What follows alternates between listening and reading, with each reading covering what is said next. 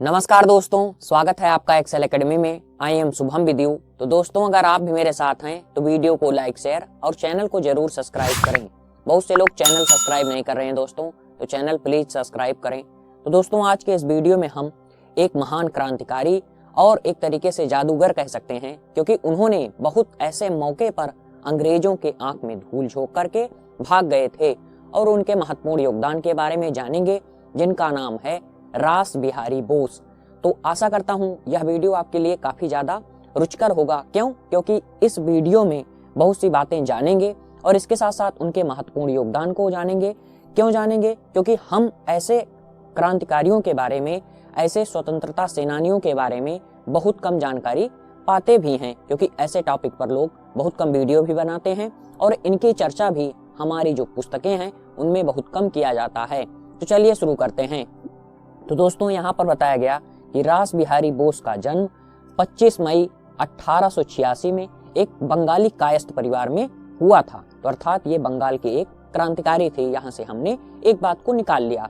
अब इसके साथ साथ यहाँ पर बताया गया कि इनके जो पिताजी थे उनका नाम विनोद बिहारी बोस था। अब इनके हम स्वतंत्रता में योगदान को जानने की कोशिश करेंगे। तो यहाँ पर बताया गया कि अगर मैं इसे ज्यादा एक्सप्लेन करते हुए बताऊं तो दिल्ली दरबार का आयोजन किया जा रहा है। क्यों किया जा रहा है? क्योंकि कोलकाता में इनकी राजधानी पहले शिफ्ट की गई थी। अर्थात अगर आपसे कहा जाए कि भारत की पुरानी राजधानी कौन थी, तो वह थी कोलकाता। उसे अब कहाँ लाया जा रहा है? दिल्ली लाया जा रहा है, क्योंकि कोलकाता में जो क्रांतिकारी गतिविधि थी वो काफी ज्यादा हाई हो गई थी। तो यहाँ पर एक वीडियो मैंने बनाया है बाघा जतिन वाला, आप उसे जरूर देखें। वहां पर मैंने इस चीज को ज्यादा डिटेल में बताया भी है।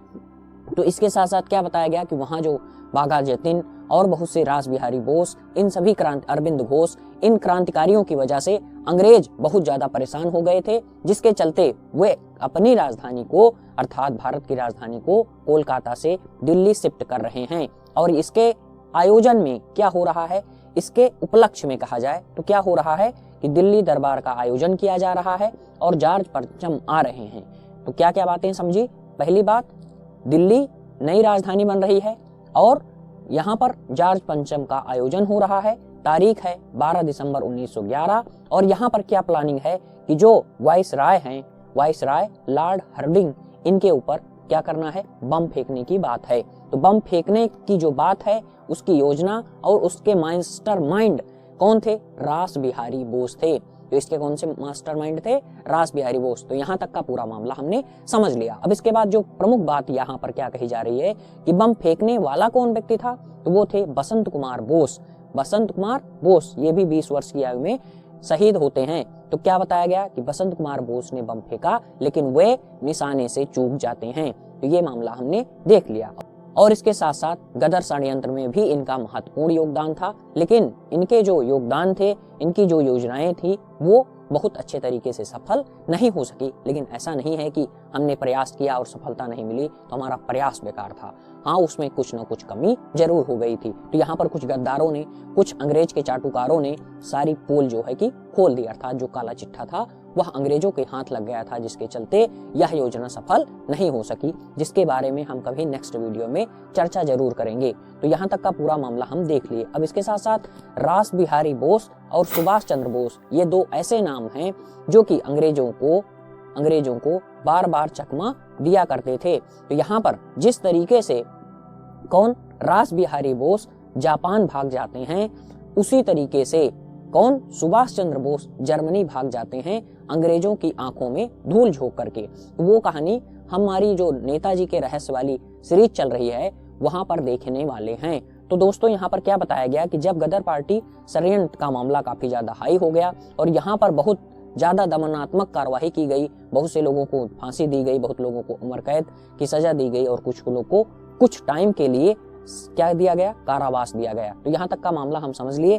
तब जो है कि रास बिहारी बोस को लगने लगा कि अब भारत उनके लिए एक सुरक्षित स्थान नहीं है। इससे पहले वे बहुत बार अंग्रेजों को चकमा दे गए थे। तो यहाँ पर एक बहुत सी घटनाएं हैं। एक बार जब मंदिर में छापा पड़ा, तब जो है कि वो स्वयं सामने आकर कहते हैं कि क्या आपको रासबिहारी बोस से मिलना है? तो जो अंग्रेज सैनिक थे उन्होंने कहा हाँ। तो जैसे वो अंदर गए, ये अपना जो है कि वहां से निकल लिए। 9-2-11 हो गई। अब इसके बाद एक घटना और बताई जाती है कि एक बार जो एक होटल था वहां पर छापा पड़ा, तो ये अपना अंग्रेज का भेष बना करके वहां अपना काम वाम करने लगे, कुछ अपना वाद्य यंत्र वंत्र बजाने लगे। इस टाइप की घटना एक बताई जाती है। और तीसरी एक घटना ये है कि जब जो है कि यहाँ पर ये कांड हुआ था, तो यहाँ पर क्या था कि ये अंग्रेज जो पुलिस अधिकारी था उसके सामने बैठ के पेपर पढ़ रहे थे, और जो है कि किसी को पता भी नहीं चला था। और इनकी एक जो है कलर की नौकरी भी थी, वहां पर भी काम कर रहे थे। इसके चलते अंग्रेजों को शक नहीं हो रहा था कि एक सरकारी कर्मचारी ऐसा कोई योजना बना सकता है, ऐसी कोई कार्य विधि को अंजाम दे सकता है, ऐसा कोई षड्यंत्र कर सकता है। इसलिए इनके ऊपर अंग्रेज बहुत ज्यादा शक भी नहीं करते थे। जब आप शक करेंगे तब आप पीछे लगेंगे। इसके बाद जो है कि पीछे लगना शुरू कर दिए। यहाँ तक कि इनके लिए क्या है कि ये कभी जो है कि पंजाबी भेष में और कभी बंगाली भेष में आ जाते थे। इसके साथ साथ इनको कई भाषाओं का ज्ञान भी था, जैसे सुभाष चंद्र बोस को था। तो ये जहां भी जाते वहां की भाषा के बारे में जानकारी रहती थी, तो उसी के भाषा में बोलना स्टार्ट कर देते थे। अगर अभी आप दूसरे क्षेत्र में जाएं और आपकी भाषा अलग रहे, तब आदमी इस बात का अनुमान जल्दी लगा लेगा कि ये कहीं दूसरी जगह का व्यक्ति है। तो ये समस्या रासबिहारी बोस के साथ नहीं होती थी। कई विषयों के जानकार थे, पढ़े लिखे भी थे, और इसके साथ साथ भेष बदलने में माहिर थे। तो यहाँ तक का मामला हम समझ चुके। तो यहाँ क्या होता है कि अब ये फिर से अपना जो है कि कारनामा दिखाते हैं, और राजा पीएन टैगोर के बदले उनके नाम पर जापान की यात्रा करते हुए कहाँ, संघाई पहुंच जाते हैं। ठीक, तो जापान पहुंच गए। अब यहाँ पर जापान पहुंचने के बाद इनकी जो कार्य प्रणाली है, इनका जो उद्देश्य है, वो इन्होंने यहाँ पर भी नहीं रोका और जापानी भाषा सीखने पर काम किया और 16 बुकें लिखी, जिससे कि क्या, जैसे कि जो असहयोग आंदोलन था उसमें क्या बात कही थी, भाषाई गठन पर जोर दिया गया था। क्योंकि जैसे एक क्षेत्र है, यहाँ की जो भाषा है, यहाँ का जो नेता होगा वो यहाँ के लोगों से काफी अच्छे से कनेक्ट हो पाएगा, ये महत्वपूर्ण बात थी। तो इन्होंने क्या किया कि जापान में ऐसी किताबें लिखी जापानी भाषा में, जिससे कि भारतीय स्वतंत्रता संग्राम में भी सहायता की जा सके। तो यहाँ पर ये बातें हमने देख लिया। और इनकी सबसे महत्वपूर्ण बात कि इन्होंने रामायण को जापानी भाषा में ट्रांसलेट भी किया था। जो इनकी सबसे महत्वपूर्ण उपलब्धि है वो यही कही जा सकती है। और इसके साथ साथ इन्होंने 16 बुक भी लिख दिया था।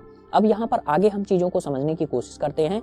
और यहाँ पर इन्होंने हिंदू महासभा की जापान शाखा की स्थापना भी की थी, और इसके साथ साथ ये इसके अध्यक्ष भी बने थे। तो यहाँ पर दो बातें हमने इनके जीवन से जुड़ी देख ली। अब इनके एक समर्थक थे सोमा आइजो, तो उनकी लड़की थी, उनकी लड़की का क्या नाम था, सोमा कोत्सुको। तो इन्होंने इससे शादी कर ली। और इससे पहले जो घटना है वो अंग्रेज जो है कि जान गए थे कि रासबिहारी बोस जापान पहुंच गए हैं, और जापान की सरकार से इन्हें वापस करने की मांग कर रहे थे, समर्पण की बात कर रहे थे।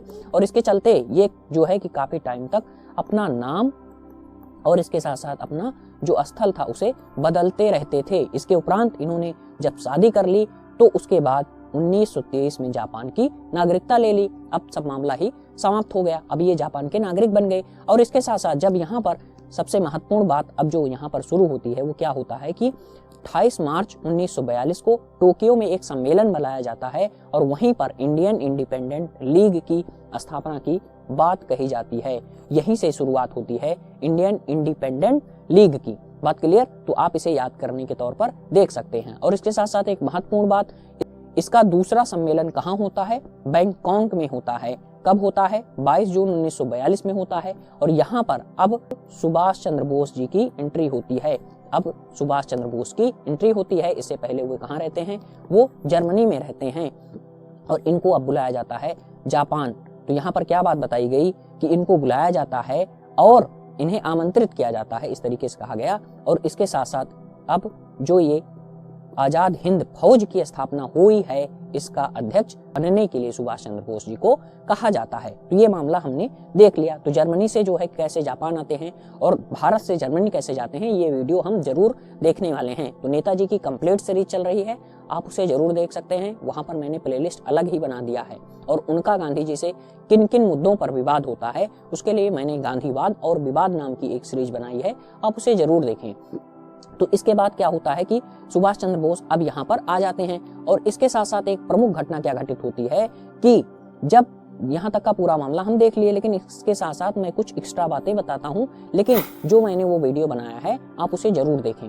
तो यहाँ पर क्या बताया गया दोस्तों, सबसे महत्वपूर्ण बात, तो इन्होंने एक झंडा भी लिया था, उसका नाम आजाद रखा था। और जब सुभाष चंद्र बोस जी का यहाँ पर आगमन होता है, तब इसके बाद रास बिहारी बोस इस झंडे को सौंप देते हैं सुभाष चंद्र बोस को। रास बिहारी बोस ने एक झंडा लिया था, उसका नाम आजाद रखा था, और उस झंडे को सुभाष चंद्र बोस जी को समर्पित कर देते हैं कि अब आपको इसे देखना है।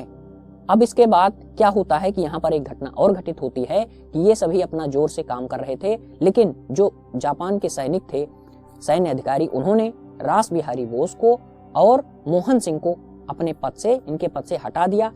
लेकिन जो INA आजाद हिंद फौज की जो संरचना थी वो वैसे ही बनी थी, और इसी के आधार पर सुभाष चंद्र बोस जी ने क्या किया, आजाद हिंद सरकार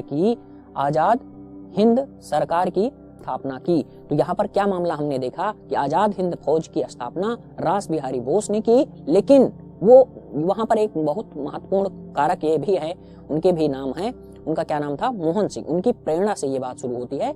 और माल्या और वर्मा में शायद जो है कि ऐसी बात बताई जाती है कि बहुत से सैनिकों को कौन बंदी कर लिया था, जापान कर लिया था, और उनको सबको कहां पर ले आए थे, उनको यही आजाद हिंद फौज में शामिल भी कर लिया गया था। तो इसमें जापानियों का भी बहुत ज्यादा योगदान था।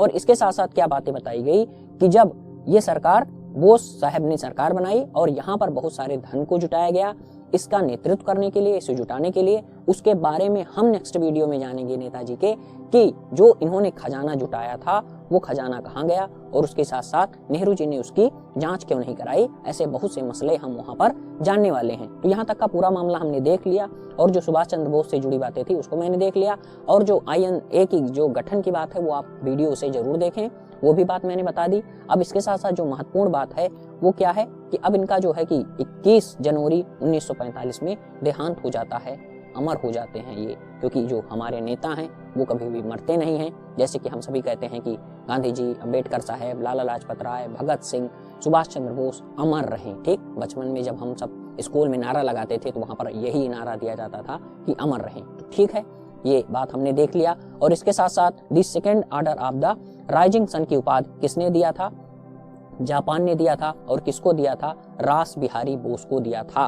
तो इस उपाधि से इनको सम्मानित किया जाता है, और भारत सरकार इनके लिए एक डाक टिकट भी जारी करती है, 1967 है। यहाँ तक का पूरा मामला हमने देख लिया। अब मिलते हैं किसी नेक्स्ट वीडियो में, लेकिन चैनल जरूर सब्सक्राइब करें। नमस्कार, धन्यवाद।